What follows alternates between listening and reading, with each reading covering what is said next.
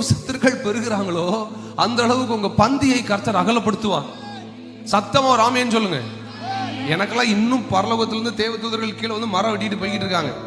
பந்தி செஞ்சுக்கிட்டே இருக்கு, டேபிள் செஞ்சுக்கிட்டே இருக்கிறாங்க. கொஞ்சம் இமேஜின் பண்ணுங்களேன். சில நேரத்தில் ஜனங்கள் கலர் மாறிடுவாங்க, ஜனங்கள் பொறாமையினால உங்களை ஒதுக்கி வைப்பாங்க. நீங்க மேல போனாலே சிலருக்கு வயிறு எரியும். அதெல்லாம் விட்டுருங்க.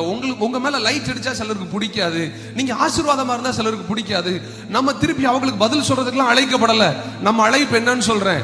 சங்கீதம் 23 சொல்றாரு பாருங்க, என் சத்துருக்களுக்கு முன்பதாக நீர் எனக்கு ஒரு பந்தியை ஆயத்தப்படுத்தி என் தலையை எண்ணெயினால் அபிஷேகம் பண்ணுகிறீர். என் பாத்திரம், வாயிலிருந்து வரணுமே வார்த்தை, என் பாத்திரம் சொல்றவங்களுக்கு அடுத்த 5 நாட்களும் பாத்திரங்கள் நிரம்பி வழிவதாக இயேசுவின் நாமத்தினால உங்க குடும்பங்களுக்கு முன்பதாக கர்த்தர் உங்க பாத்திரங்களை நிரம்பி வழிய வைப்பாரு.